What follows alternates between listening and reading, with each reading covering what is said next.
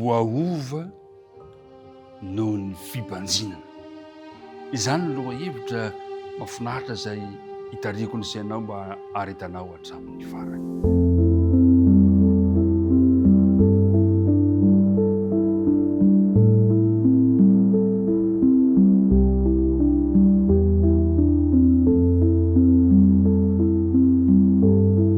Ry mpiara-midinika namana isany amin'ity alakamisy ny 20 volana novambra ity dia faly miarabanao indray tafahoana sy tafaraka indray amin'ity fandaharana ity. Samy resy lahatra isika fa teo mandrakariva ny fitantanan'ny tompo antsika rehetra ka dia arapaina isika tsirairay avy.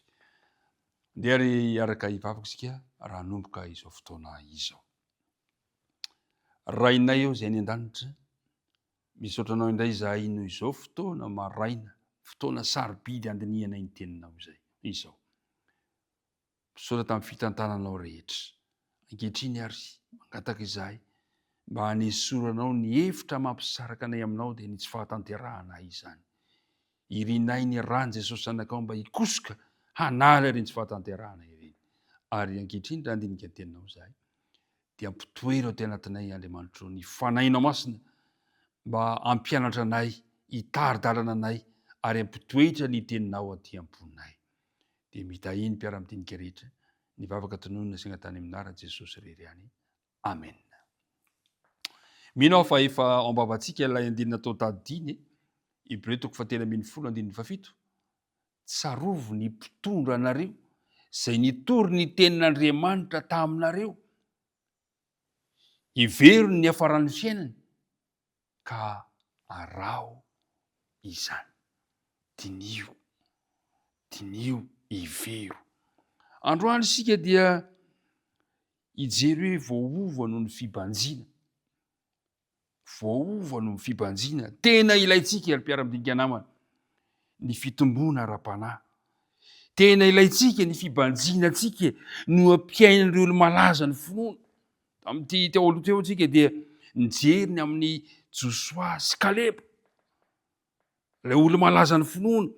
Fa androany dia mandeha hijery ilay ohatra faratapony isika, Jesosy Kristy. Jerentsika ny fiainany, ny momba azy, ny fampianarana, ary azo antoka fa ny fibanjinana ny Jesosy dia manova. Nahoana? Amin'ny Hébreux 12:20 dia izao no taridalana omen'ny tenin'Andriamanitra amin'ny Hébreux 12:20. Manao hoe koa amin'izany, satria misy vovavolombelona marobe toy izany manodidina antsika toy ny rahona, dia aoka isika mba hanaisotra izay rehetra mitambesatra amintsika mba miniota izay malaky mahazo antsika. Ary aoka isika hiazakazaka amin'ny faharetana amin'izao fiazakazahana filokana napetraka ao anoloantsika izao, mijery an' Jesosy tompon'ny finoantsika sy mpanefazy, izay naharitra ny azo fijaliana fa tsy nitandrohenatra, mba azony fifaliana napetraka teo anoloany ka dia efa mipetraka eo ankavanana seza fiandrian'Andriamanitra izy. Mijery an' Jesosy. Tarihana izao sy anao hijery an' Jesosy. Amin'ny bokin'ny Korintianina 2, Korintianina 2:7 ka ny 9:20. Raha tsy mijery ny hita izahay, fa ny tsy hita, fa ny hita dia vetivety foana, fa ny tsy hita no haharitra mandrakizay.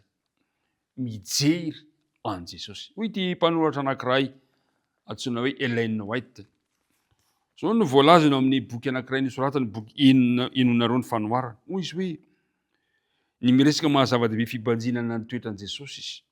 Hoy izy hoe mijery an' Jesosy isika dia mandray fahitana an'Andriamanitra mamirapiratra kokoa sy mazava kokoa. Ary ny fibanjina antsika azy no manova antsika. Ny toe-panaraka an'Andriamanitra, ny fitiavany mpiarabelona amintsika dia manjary toetra mandeha ho azy eo amintsika. Mampitombo toetra mampanaza setry ny toetra mampanan'Andriamanitra no halalantsika bebe kokoa azy.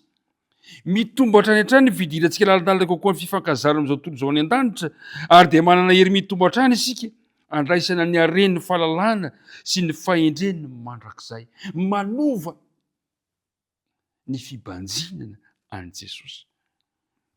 Manova ny fibanjinana an' Jesosy ary zay ny antony natonga ny apôstôly Paoly ilaza amin'ny bokin'ny Hébreo mijery an' Jesosy tompony fontsika. Jesosy lay ohatra faratampony zay tokony alaitsika tahaka. Ary izao no antso nataony Paoly ao amin'ny bokin'ny Romanina toko 12. Romanina toko 12 ka ny andininy voalohany. Hoy izy hoe Romanina toko 12 ka ny andininy 12, andininy voalohany sy 2.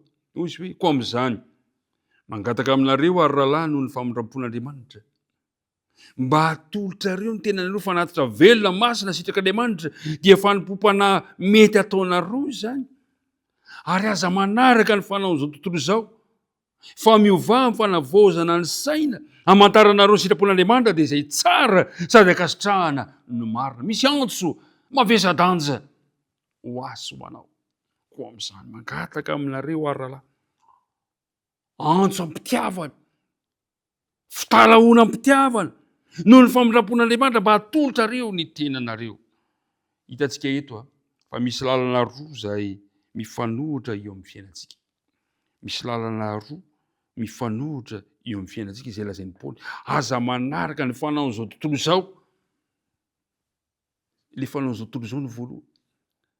Ary ny faharoa, fanavaozana ny saina hamantarana ny sitrapon'Andriamanitra.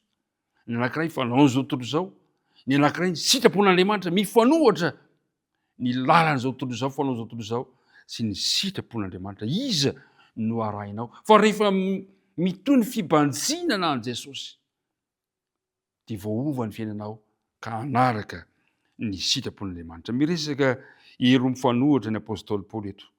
Ary ireto ero reto samy miezaka manefy ny fiainantsika eo amin'ny tontolom-piainantsika. Etsy andaniny ny tontolo manodidina antsika miaraka amin'ny fotoamany amin'ny endrika maro samihafa dia manao izay hanerenantsika isan'andro isan'andro tafiditra eo amin'ny fanao zao tontolo zao. Indraindray izy ireny manomboka manova antsika ary manomboka eo amin'ny velany izany ka hatrany anatiny. Izay zany ilay ery anankiray, tontolo anankiray izay eo amin'izao tontolo zao izay mitaona antsika ihany koa mba hiditra ao anatiny. Mety hanova antsika izy ireny manomboka hatrany velany ka hatrany anatiny. Eo ankilany kosa nefa mba hanoerana izany dia hainy ny fanahy masina ary mpiara-midinika namana ny manova antsika avy ao anatiny mankeo ivelany. Neny izao tontolo zao avy ety ivelany le fiovana voalohany dia miova hatrany anatiny. Fa ny fanahin'Andriamanitra kosa ny fanahy masina manova antsika avy ao anatiny dia miseho ety ivelany.